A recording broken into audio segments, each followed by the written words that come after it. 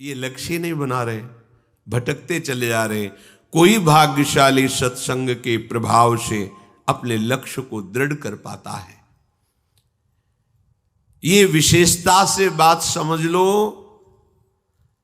चाहे प्रलय हो, चाहे महाप्रलय हो, भगवान के सिवा तुम्हें विश्राम मिलने वाला नहीं। प्रलय हुआ, ब्रह्मा में समिट गए।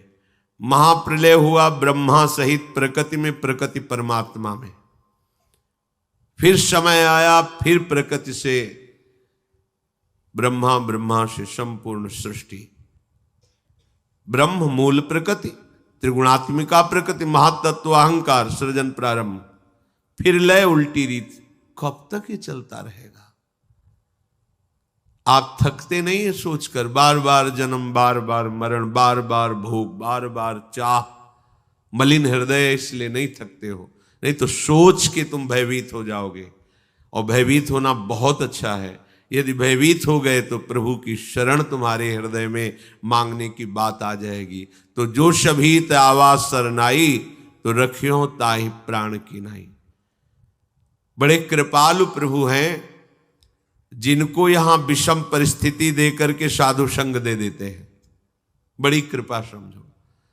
जिनकी सारी अनुकूलताओं को नष्ट कर देते हैं और एक मार्ग बना देते हैं। चलो अब तो एक ही मात्र उपाय है, संतों के पास बैठे, उनकी बात सुने, फिर हम समझें कि हमारा लक्ष्य क्या है। अब तो हमारा कोई नहीं रहा। ये सबसे बड़ी कृपा होती है। जब किसी पर ये कृपा होती तो चूंकि सन्मुखता ना होने के कारण फिर वो भगवान को भी कोसता हुआ उन्हीं विषयों की प्राप्ति के लिए असत मार्ग का आचरण लेता है। चोरी, हिंसा, बलात्कार आदि आदि। बड़ा विचित्र खेल। भगवान कृपा करते हैं, वो उस कृपा को ठुकराकर असत मार्ग ले लेता है। जीवन के विभिन्न स्तरों पर हम न जाने कितने कितने स्वांग करते चले आ रहे हैं। बस एक ही लक्ष्य था सब स्वांगों का, कि मैं निहाल हो जाऊं, निष्काम हो जाऊं, आनंदित हो जाऊं। पर किसी भी स्वांग से मुझे ये बात प्राप्त नहीं हुई। बार बार थोड़ा सा सुख और महान दुख यही भोगते चले आए। दुख का परिणाम भोगते हुए सुख की लालसा में जीवन भगवत विस्मृति के गर्भ में गिर गया। एक एक शब्द, सुख की लालसा में भोग रहे हैं दुख, और प्रभु की स्मृति, प्रभु का भजन त्याग दिए हैं। हमें यह नहीं पता चल रहा कि जो हमारी लालसा है वो केवल भजन से पूर्ण होगी। नए नए भोगों की चाह, नए नए आभावों का हृदय में दुख ज्यों का त्यों बना हुआ है। पता नहीं कैसी माया है। मन में आता है कि यदि इतना हमारे पास सुख सुविधा होती तो हम बहुत सुखी हो जाते। अगर उसी जीवन में उतना हो गया तो उससे लाख गुना बढ़कर मांग, अभाव ही अभाव, कमी ही कमी, पूरे जीवन भर कमी। बड़ा आश्चर्य। आप देखो ना कैसा छलावा माया करती है। बचपन से लेकर अभी तक देखो, हमारी मांगें बदलती गई, वस्तुएं भोगते रहे, व्यक्तियों का संयोग लेते रहे, लेकिन अभाव कम नहीं हुआ। अब और जिस जीव पर भगवान की अनंत अपरिसीम कृपा होती है उसे भगवान दुख, विपत्ति, अपमान के जाल में फंसाते हैं। क्यों? निर्दयी है क्या? नहीं, यही एक औषधि केवल रह गई है। मनुष्य शरीर दिया, बड़ी अनुकूलताएं दी, फिर उसी में फंस गए तुम। अब क्या करें? ये कड़वी औषधि है पर अमोघ है। चाहे जितना उछल कूद मचाओ, कृपा समुद्र प्रभु ने अब तुम पर कृपा कर दी। अब तुमको भजन करना ही पड़ेगा। तुम्हारे लिए अब कोई रास्ता नहीं। एक बार कोई महापुरुष किसी उपासक से कह रहे थे, तुम लिख लो कागज में, तुम्हारे भाग्य में विषय सुख नहीं है। अगर तुम विषय सुख के लिए चेष्टा करते हो तो मारे जाओगे। लिख लो, तुम्हारे भाग्य में नहीं, तुम्हारे भाग्य में भगवत सुख है। इसे श्राप मानोगे या वरदान मानोगे? उन्होंने क्लियर कर दिया, है ही नहीं तुम्हारे भाग्य में विषय सुख। कुछ भी करके देख लो, करोगे तो मारे जाओगे। मारे जाओगे अर्थात तुम्हारी वृत्ति मारी जाएगी। उसके लिए प्रयास मत करो। तुम्हारे सुख में भगवत सुख है, तुम्हारे भाग्य में भगवत सुख है। रहस्य न समझने के कारण लगता है देखो ऐसा कह दिया, तुम्हारे भाग्य में विशेष सुख है ही नहीं। ऐसे ही तुम कितना उछल कूद मचा लो, तुम कितना भागो, तुम्हें तीन तरफ से घेर लिया गया है। एक ही रास्ता है, इधर इधर इधर, तीनों तरफ बंद कर दिए गए रास्ते। पीछे लौट नहीं सकते, दाएं बाएं कोई रास्ता नहीं रखा गया। सन्मुख चलो भगवान की सीधे। अगर खड़े हो गए तो इतनी पीड़ा दी जाएगी कि खड़े भी नहीं हो सकते। आगे बढ़ो। यह है भगवान की विशिष्ट कृपा। चाहे जितना तुम प्रयास कर लो, यदि भगवत कृपा हो गई तो तुम्हें भजन करना ही पड़ेगा, भगवत प्राप्ति होगी ही तुम्हें। अपने लोग इसी लाइन में आ गए हैं। पता ही नहीं था कि कोई मंजिल भी होती है, ये कोई रास्ता भी होता है। ऐसे ही घेर के लाए और दौड़ाते चले, तब पता चला कि मुझे कितने महान मार्ग में प्रभु चला रहे हैं।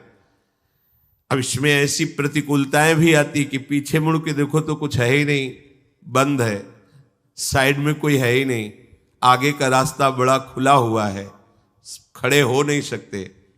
तब रोना आता है, कितने कृपालु हो, कितने कृपालु हो। केवल एक ही रास्ता रखा है, मामेव ये प्रपद्यन्ते, दूसरा रखा ही नहीं। और कृपा का प्रवाह तुम्हें खड़े रहने नहीं देगा। जैसे प्रवाह होता है ना, तो उसमें हाथ पैर मारने की जरूरत नहीं है, वो तुम्हें खुद बहा के ले जाएगा। वायु का प्रवाह तिनके को बड़े उच्च स्थान में पहुंचा देता है, तिनके की सामर्थ्य नहीं है। स्वामी श्री हरिदास जी महाराज, तिनका ज्यों बयारी के बस। ऐसे ही अपने लोग देखते हैं कि लाडली जू की कृपा के प्रवाह में हम बहते हुए लाडली जू की तरफ जा रहे हैं। अब हम चाहें भी उत्तर दक्षिण पश्चिम तो नहीं जा सकते, अब सन्मुख ही भागना पड़ेगा। अगर इधर उधर की तरफ ताकोगे तो जलोगे, भाग नहीं पाओगे, नहीं भाग पाओगे, क्योंकि तुम कृपा पात्र हो, अब नहीं भाग सकते। उपद्रवी बच्चे हैं, अगर जरा सी छूट मिल जाए तो घर के बाहर खेलने के लिए राजी। वो खिलाड़ी खड़े हैं, काम क्रोध लोभ मोह इशारा कर रहे हैं, आ जाओ, पर मैया इतनी बलवान है कि वैसे कलाई पकड़े हुए नहीं, उधर देखना भी नहीं है। ऐसी कृपा रूपी मां, प्रियालाल की कृपा रूपी मां हमें ऐसे पकड़े हुए हैं। सच्ची मानिए, प्रतिपल ये अनुभव हो रहा है कि उनकी कृपा कितनी अहेतुकी है और कितनी समर्थ है। जो हमें महान पीड़ा देने वाले वो मुस्कुरा के बुला रहे हैं, हमें लगता है इनके साथ खेलने में बड़ा आनंद है, पर वो कृपा करके ऐसे पकड़े हुए, नहीं आनंद नहीं, वो आग है, उसमें जाओगे तो जल जाओगे, नष्ट हो जाओगे, और घसीट कर कृपा हमें लिए जा रही। प्रवाह में अनंत अपरिसीम मार्ग ऐसे तय होता चला जा रहा है जो हम कभी चल ही नहीं सकते थे। भूमिकाएं बदलती चली जाती हैं, कृपा का प्रभाव हृदय की स्थिति को बदलता चला जा रहा है।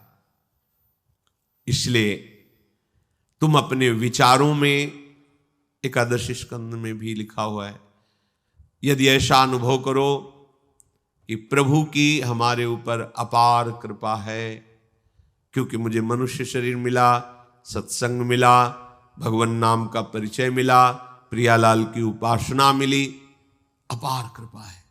और जो दुख सुख पूर्व कर्म के अनुसार आए उसे चुपचाप सह लो। उपासक कभी अपने दुखों सुखों की गाथा दूसरे से नहीं कहता।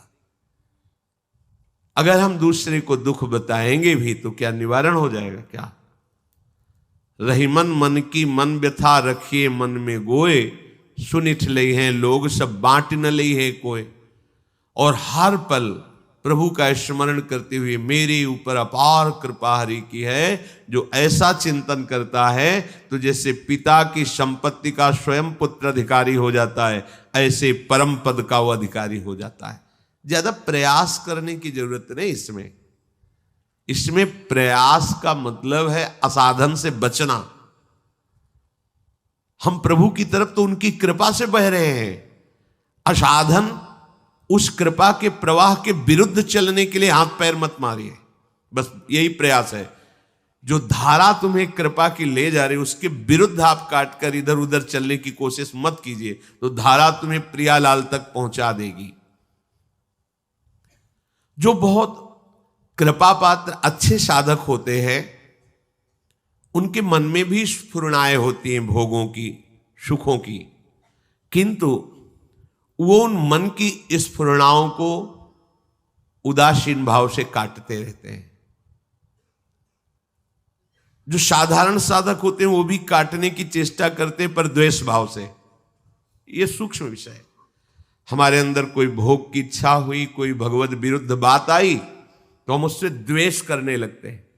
ये क्यों आई, इसको हट जाना चाहिए, हाय हाय, नहीं हटेगी, दृढ़ हो गई, क्योंकि आपने द्वेष कर लिया।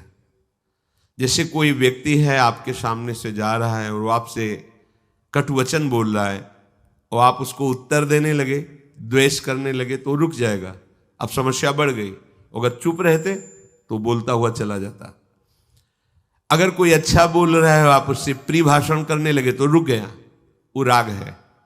रागात्मक और द्वेषात्मक दोनों स्फुरणाएं उपासक के हृदय में होती है, पर जो ऊंचाई पर चढ़ने वाला उपासक होता है दोनों इन बातों से मतलब नहीं रखता।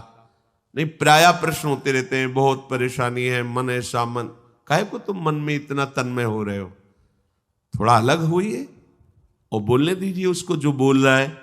आप मंत्र का स्मरण कीजिए, नाम का स्मरण कीजिए, शांत रहिए। ये उपासक की गलती हो जाती कि ऊहापोह करने लगता, आप क्या करूं, मन ने तो ये मांग लिया, अब क्या, कुछ नहीं, एकदम तटस्थ, राधा राधा राधा, ना उसमें द्वेष। क्यों आया, अच्छा आया तो आप राग न द्वेष, बहुत जल्दी मन शांत हो जाएगा। उस उपासक का मन बहुत जल्दी शांत हो जाता है जो अपने हृदय की, मन की स्फुरणाओं से उदासीन रहता है। शब्द पकड़ो, उदासीन उसे कहते हैं, न शत्रु भाव न मित्र भाव, उदासीन, कोई मतलब नहीं, तू बोलता रहे। मेरे गुरुदेव ने बताया कि ये नाम जप करो, ये मंत्र जप करो, मुझे गुरु की बात माननी है, और वो नाम मंत्र चल रहा है, सदाचरण कर रहे हैं, असदाचरण की प्रेरणा मन कर रहा है, हम उदासीन है उससे। कोई परेशानी होने की जरूरत नहीं, सब परेशान हो जाते हो आप लोग। ये बहुत आंतरिक बात कह रहे हैं, इसमें हम अपने हृदय की भी बात करें।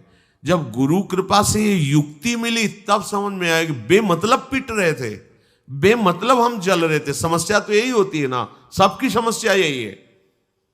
ये ऐसी जलन पैदा करके स्फुरना कहता है कि हम संकल्प बना लेते हैं, उसका साथ दे देते हैं, और संकल्प क्रिया में उतर जाता है, फिर मलिन, बार बार पश्चाताप, बार बार कसम खाना, हम ये नहीं करेंगे, फिर हम वही करते, नहीं सुधरोगे। कैसे सुधरना है? पहली बात, नाम जब चलना चाहिए। दूसरी बात, मन की बात सुनते हुए भी नहीं सुनना है। वो सुनाएगा आपको, कान बंद कर सकते हो लेकिन श्रवणेंद्री थोड़ी, श्रवणेंद्री तो अंतर में है, वो श्रवणेंद्री को सुनाएगा। आपको उदासीन रहे, उदासीन शब्द से परिचय कर लो, मतलब ही नहीं। तो बोले फिर मन तो गलत सोचता है और मन ही बंधन मोक्ष का कारण है, तो उसकी गलत भावना को दूर कराने के लिए यही युक्ति है।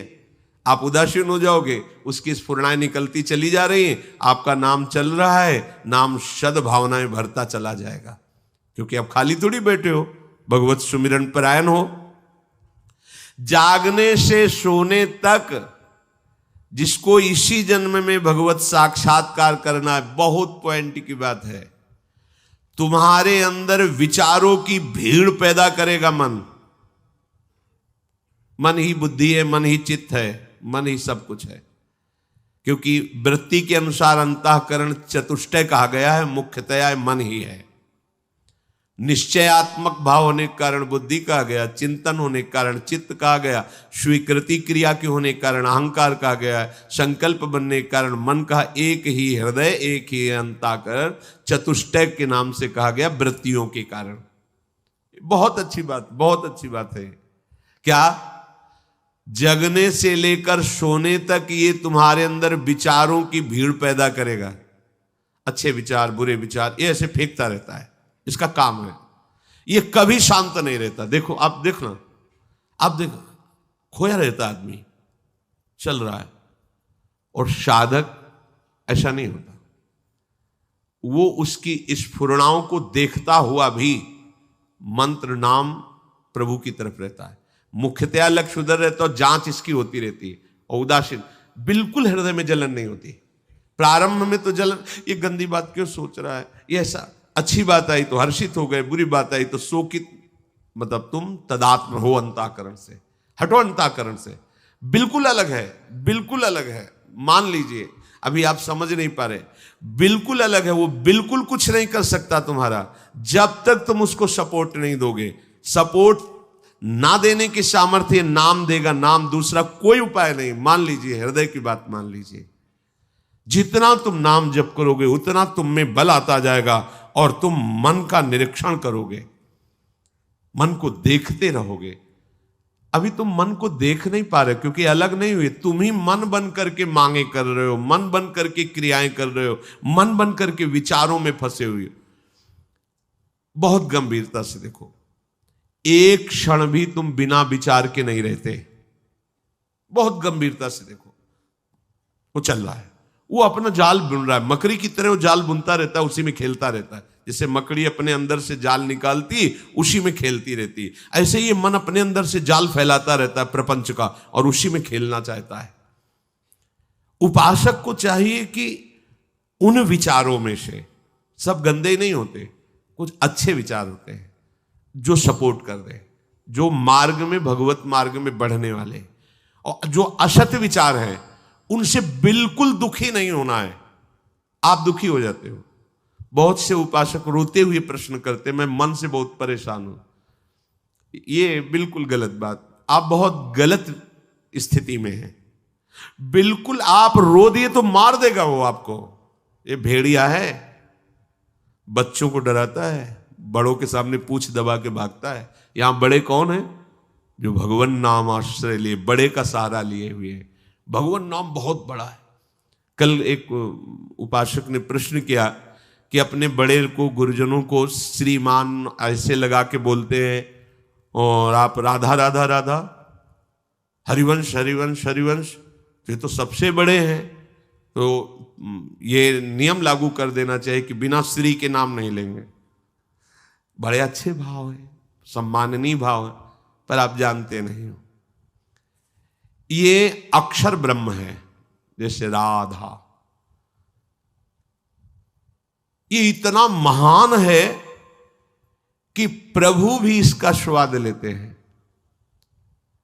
अब जो सम्मान देने लायक है उसे सम्मान दे। सम्मान देने लायक कौन है? जिसे अपमान का बोध है।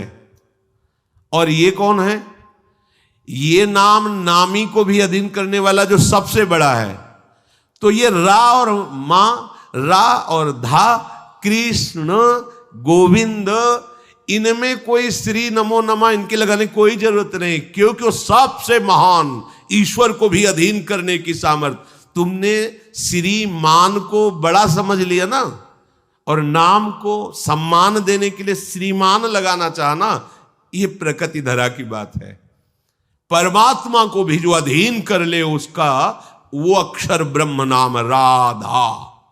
अब इसमें श्री मान और मति कुछ लगाने की जरूरत नहीं। राधा मतलब इससे महान कोई है ही नहीं।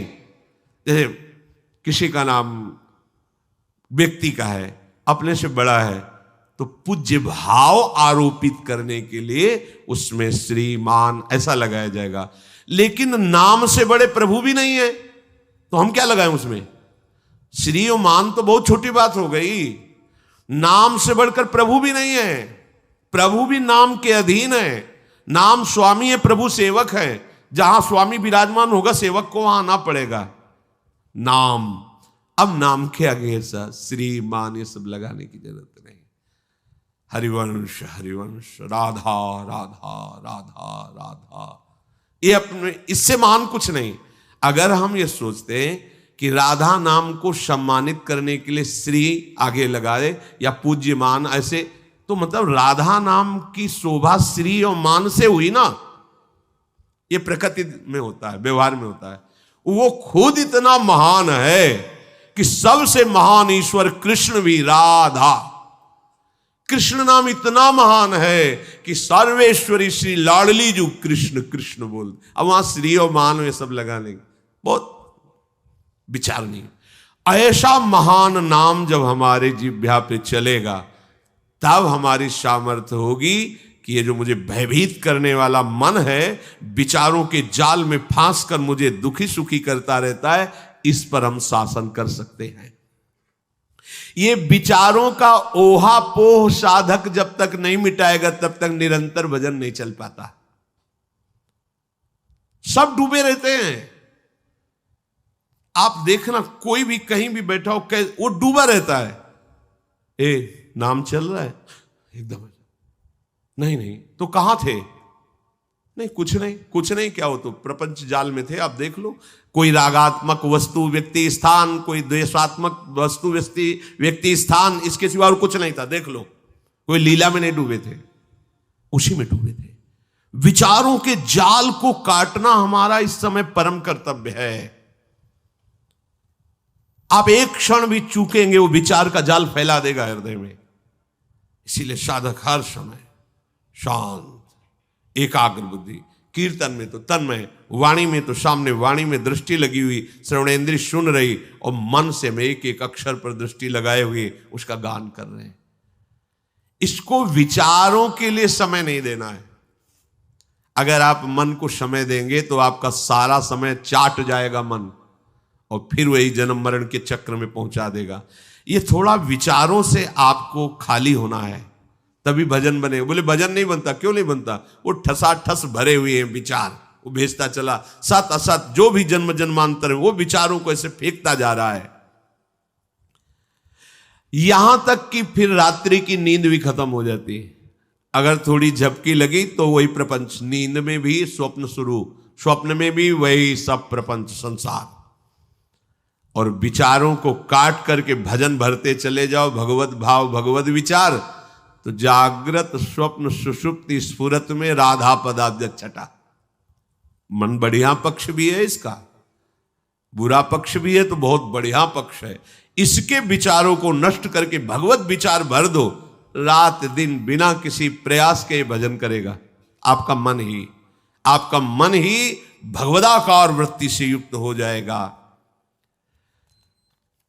उपासक को चाहिए कि इन विचारों की दयनीय दशा में ना फंसे। बहुत सुलझी हुई बात है। यदि आगे बढ़ना है अध्यात्म में तो अंदर के विचारों को काटना सीखें। हम अंदर के विचारों में आसक्त हो रहे हैं, भयभीत हो जाते हैं, क्योंकि काम आया अब तो नष्ट कर देगा। कैसे नष्ट कर देगा? कैसे नष्ट कर? हमारे पास नाम है, हमारे पास गुरुदेव की कृपा है, हरि का आश्रय है। हम मन की इस बात को नहीं मानते हैं। वो बार बार आपके सामने दृश्य लाएगा, सुख की भोगी हुई वृत्ति लाएगा, आपको आकर्षित करेगा। आपकी दृष्टि राधा नाम पे होनी चाहिए, आपकी दृष्टि गुरुदेव के वचनों में होनी चाहिए। ये हमारा दुश्मन हमारे नाश के लिए आया, कभी आपका पतन नहीं हो सकता। पर जहां स्फुरणा हुई तो आप दुश्मन भाव छोड़ करके मित्र बना लिया और उसी के भाव में विचरने लगे। अब वो आपको नष्ट कर देगा। एक बार मलिन भाव जीत जाता है तो हजारों बार जीतने की उसमें ताकत आ जाती है, और एक बार मलिन भाव को मिटा दोगे तो हजारों बार मिटाने की ताकत आ जाएगी आप में। इसमें प्रारब्ध काम नहीं करता। भाग्य में होगा तो बच जाएंगे, नहीं बचोगे, पहले समझ लो। इसमें प्रारब्ध काम नहीं करता, इसमें विवेक काम करता है, भजन काम करता है। प्रारब्ध से कोई त्यागी महात्मा नहीं बनता। प्रारब्ध में नहीं लिखा है। ये भजन से त्याग उत्पन्न होता है, विवेक हुआ, विवेक से असत का त्याग और सत में स्थिति। ये जो लोग कहते हैं ना भाग्य होगा तो फिर, अरे भाई हमारे भाग्य में भजन कहाँ लिखा है? तो किसके भाग्य में भजन लिखा है? भजन भाग्य में नहीं लिखा है। भजन करने के लिए मनुष्य जन्म दिया गया है। अब आप भजन न करो, भोगों को भोगो, ये तुम्हारी बात है। प्रारब्ध से केवल सुख दुख मिलता है, भजन नहीं। भजन का मार्ग कृपा से मिलता है और हम पर कृपा हो गई है। अब हमको विचारों में नहीं फंसना है, विचारों को काटते हुए भजन में फंसना है। भजन का निरंतर तैल धारावत चिंतन में लाना, विचारों को नष्ट कर देना है। विचारों को नष्ट कैसे किया जाता है? भजन पर दृष्टि रख करके। पर यहां उपासक नए नए बीज बोने लगता है असत भावना के। पकड़ है महापुरुषों की। चले हैं हम जड़ से संसार के अस्तित्व का भाव मिटाकर भगवान के अस्तित्व में स्थित होने के लिए, पर नए नए हम बीज बोने लगते हैं। किसी की निंदा, किसी की स्तुति, किसी में गुण, किसी में दोष, कोई मित्र, कोई शत्रु। अब हम ये बनाने आए कि मिटाने आए? हृदय से देखो, बहुत लोगों का ऐसा स्वभाव होता है, बिना मित्र बनाए रह नहीं सकते, बिना वो बात किए नहीं रह सकते, बिना व्यवहार बनाए नहीं रहते। भाई यहां वृंदावन आए हैं हम, परमार्थ मार्ग के पथिक हैं, तो क्या करने आए हैं? केवल प्रियालाल से हम मित्रता करने आए हैं, केवल प्रियालाल से ही हम बात करने आए हैं, यहाँ केवल प्रियालाल से ही हम मिलने आए हैं, यहाँ केवल प्रियालाल के होने आए हैं। देखो ना अंदर विचार करके, आप क्यों आए हो यहाँ? प्रियालाल के लिए आए। फिर ये क्यों कर रहे हो? ये नए नए बीज क्यों बो रहे हो हृदय में, राग द्वेष के, निंदा स्तुति? ये नया परिचय क्यों बना रहे हो? पुराना परिचय, बाप बाबा मर गए लेकिन संबंध अभी यही बना हुआ है, उनकी चर्चा, उनकी बात। उपासक नए बीज बोने नहीं आया, पुराने बीजों को भस्म करने के लिए उपासना में कदम रखा है। हम पुराने संबंधों को मिटाकर यहां नए नए संबंध बनाते हैं। परमार्थ में भी चल जाता है, काका गुरु हो, दादा गुरु हो, मौसी हो, क्या मतलब परमार्थ में भी। अरे भैया इन सबको मिटाने के, बोले धर्म की बहन, तो अधर्म की बहन कौन है हमारी? हमारी तो सब ही है ना। हाँ बिल्कुल, ये माया का प्रपंच है, कुछ नहीं, एकमात्र गुरु वाणी, निरंतर उसी पे चलना, बस किसी से संबंध नहीं। पूरा का पूरा अंतःकरण हमें प्रभु को देना है, किसी और को नहीं। प्रारब्धवशात दुख सुख की ये वृत्तियां आती हैं, भजन की वृत्ति प्रारब्ध से नहीं आती। ये भूल जाना कि हमारे भाग्य में काल ही कर्म ईश्वर ही मिथ्या दोष लगाए। परमार्थ के साधक कुछ ऐसे होते हैं जो तोते की तरह परमार्थ की बातें याद कर लेते हैं और लोगों के बीच में बैठ करके वही परमार्थ की बातें करते हैं, पर जीवन में कभी एक श्वास भी परमार्थ में व्यतीत नहीं करते। ये बड़े महापुरुषों की बातें हैं। एक श्वास परमार्थ में, एक सेकंड भी समाहित चित्त होकर अपने आराध्य देव में नहीं डूबे, और लंबी लंबी भाषण परमार्थ के सीख के और वो बोलते हैं। ऐसे का जीवन सत्य का साक्षात्कार करने के लिए जो मिला था उससे वंचित हो जाता है। ये जो प्रवचन करना है बहुत खतरनाक खेल है। श्री प्रियालाल कृपा करके सामर्थ्य दें, उन्हीं की सामर्थ्य से इस खेल से निकल सकता है, नहीं बहुत जहरीला खेल है ये। उपदेशक बनना, प्रवचन करना, ये बहुत खतरनाक खेल है। ये बिना ब्रह्मबोध संपन्न महापुरुष के इस खेल से बच नहीं सकता, क्योंकि सबसे घातक घातक प्रहार इसमें होते हैं और वो बड़े मीठे होते हैं। बाहर से इतने सुहावने लगते हैं कि अपने आप गर्दन कटवा लो, ऐसे सुहावने घातक अस्त्र फेंकती माया इसमें। सम्मान, प्रतिष्ठा, यश, कीर्ति, भोगों की बाहुल्यता, जगत की प्रियता, जो परमार्थ का पूर्णतया अपहरण करने में समर्थ है, प्रवचनकर्ता को ये सब मिलते हैं। अगर वो ब्रह्मबोध संपन्न नहीं है, भगवदानंद में डूबा या भगवदानंद की प्रबल व्याकुलता से युक्त नहीं है, तो मारा जाएगा, पक्का मारा जाएगा। कुछ नहीं रह जाएगा अंदर परमार्थ, केवल बाहर परमार्थ का स्वांग नाटक रह जाएगा। ये कोई छोटा मोटा खेल ना समझा जाए, उपदेशक बनना, प्रवचनकार बनना या आदि आदि। जब तक सब में भगवत बुद्धि नहीं है, जब तक आत्म काम नहीं हुआ है, परमानंद में डूबा नहीं है, तब तक बहुत खतरनाक है। ये सम्मान परमार्थ को ऐसे चाट जाता है जैसे अजगर किसी को लील जाए तो बाहर कोई चिन्ह भी नहीं बचेगा। ऐसे ही सम्मानम कल्यात घोर गलम, ये महाविषधर सर्प की तरह सम्मान लील जाता है। तो सत्य का साक्षात्कार करने वाले उपासक को जब तक सत्य का साक्षात्कार ना हो जाए तो सारा श्रम परिश्रम केवल भजन में लगाना चाहिए, उपदेशक नहीं बनना चाहिए। बना नहीं जाता है, यंत्रवत वो कराने लगते हैं। जब तक हम कुछ बनेंगे तो बिगड़ने के चांस हैं, और जब यंत्रवत होता है तो हरि के हाथ में होता है, हरि के हाथ से वो चलता है, फिर कोई परेशानी नहीं होती। ओ मूकम करोति वाचालम पंगुम लंघयते गिरिम यत् कृपातम हम वंदे परमानंद माधवम। वो बुलवावें जैसा करवावें, अब उनके ऊपर हाथ बात है, अपने को नहीं बनना।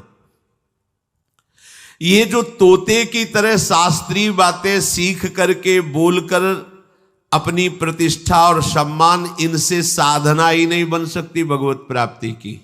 बहुत सावधान रहना, बहुत सावधान रहना। जो हम सत्संग में बातें, शास्त्रों में बातें सुनते हैं, उनको हमें अपने जीवन में उतारने की चेष्टा करनी है। जीवन में अगर जो हम बोल रहे हैं वो नहीं है हमारे जीवन में, तो इसी को पाखंड कहते हैं, दंभ कहते हैं। दूसरों से कहें सत्य बोलो और दिन भर प्रपंच बोलते रहे, झूठ बोलते रहे। हाँ, त्याग मार्ग में चलो और दिन भर भोगों का चिंतन करते, इसी को पाखंड कहते हैं, इसी को नाटक दंभ कहते हैं। यदि आप इसी जन्म में भगवत प्राप्ति करना चाहते हैं तो गुरु प्रदत्त साधन में महान आदर बुद्धि होनी चाहिए। चलते फिरते खाते पीते हर समय इसी महान साधन में आपकी बुद्धि लगनी चाहिए। मन ही मन बार बार जो मन विचारों के प्रवाह दे रहा है, उसमें गुरु प्रदत्त साधन को लगाइए। बार बार मन को राधा राधा, बार बार पद चिंतन, बार बार सेवा भावना का चिंतन। जब तक प्रियालाल तुम्हारे हृदय में आकर विराजमान ना हो जाए, तब तक साधना पक्की नहीं मानना। आपको कुछ स्थिति प्राप्त हुई है तो उसकी पहचान क्या है? आंख खोलो तो प्रियालाल, आंख बंद करो तो प्रियालाल। किसी व्यक्ति पर दृष्टि गई तो उसके हृदय मंदिर में प्रियालाल, किसी जड़ वस्तु उसके हृदय में प्रियालाल, सर्वत्र से प्रिया। अब कोई गिरने के चांस नहीं, बिल्कुल कोई नहीं गिरा सकता। तो अपने उपासना में आधर बुद्धि रहेगी तो उठते बैठते चलते फिरते खाते पीते सोते जागते तभी मानी जाएगी आदर बुद्धि है, जब उपास्य तत्व के ही चिंतन में रहे। किसी के सामने अपनी उपासना का प्रदर्शन न करें।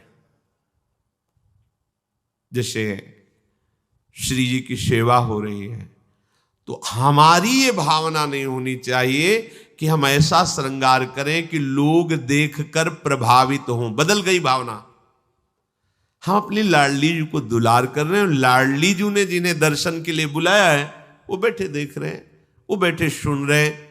हम नृत्य कर रहे हैं अपनी लाडली जी के लिए, आप दर्शन करने आए। लाडली जी ने आपको बुलाया है क्योंकि जिन पर हमारी लाडली जी की कृपा है वही इस वृंदावन में आते हैं। वृंदावन में भी आकर के यहाँ वही आएंगे जिससे लाडली जी बुलाएंगी, क्योंकि बिना लाडली जी के बुलाए आप यहाँ बैठ नहीं सकते, क्योंकि ये राधा केली कुंज है। ये राधा केली कुंज है। राधा केली कुंज में उसी का प्रवेश होगा जिसको श्री किशोरी जी ने पास किया। आ जाओ दर्शन करो। हमारा भाव केवल आराध्य देव पर होना चाहिए। जैसे अपने लोग नृत्य करते हैं, ये अगर भाव है कि 4 लोग देख करके कहें कि वाह कैसा नृत्य है, और हमारे अंदर ये भाव है कि वो वाह बोले, तो वो उपासना नहीं होगी, वो वासना होगी। और अगर हमारे हृदय में कि मेरी महारानी जो लाडली जो विराजमान है और उनको सुखी करने के लिए हम, बहुत बड़ा साधन है भगवत प्राप्ति का। ये जो नृत्य है ये बहुत बड़ा साधन है। मतलब इससे लाडली जो बहुत जल्दी रीझ जाती है। हमारे रिजवाल ठाकुर हैं, मधुकर शाह जी राजा थे पर परम वैष्णव भी थे। तो दिन भर तो अन्य सेवाओं में, भगवत सेवा और राज सेवा, पर रात्रि में वो एकांत में जाकर के शयन के समय, जब श्री ठाकुर जी महाराज का शयन होता, उस समय अपने चरणों में नूपुर बांध करके और भक्तजन ताल मृदंगादि के द्वारा संगीत, और वो नाचते थे। नृत्य में वो इतने बेसुध हो जाते थे कि मैं नाच रहा हूं इसकी स्मृति गई, प्रभु को रिझाने के लिए। नियम था, रोज नियम से। और आपको बताएं, जो आप उपासना करो उसे नियम से करो। नियम से सत्संग सुनो, नियम से जप का एक नियम लो, नियम से सेवा जो लो, बहुत काल तक, दीर्घ काल निरंतर सत्कार सेवितो दृढ़ भूमि। जब दीर्घ काल तक किसी कार्य को आप सत्कार पूर्वक निरंतर करेंगे तो आप सिद्ध हो जाएंगे। कोई लोग कहते हैं हमें 20 वर्ष हो गए नाम जप किए, कोई अनुभव नहीं हो रहा। 20 वर्ष कितनी मजाक की बात कर दी। आप कुछ वर्ष नियम से नाम जप करके देखिए, जैसे साधना में साधक चलते हैं, आनंद ही आनंद होगा। अब चलनी में गैया दुहे और दोष दही को दे, बेविचार, गंदे भोजन, गंदे लोगों का संग, गंदे आचरण, और आपको हमें 50 वर्ष हो गए तो 50 जन्म हो जाएंगे भाई।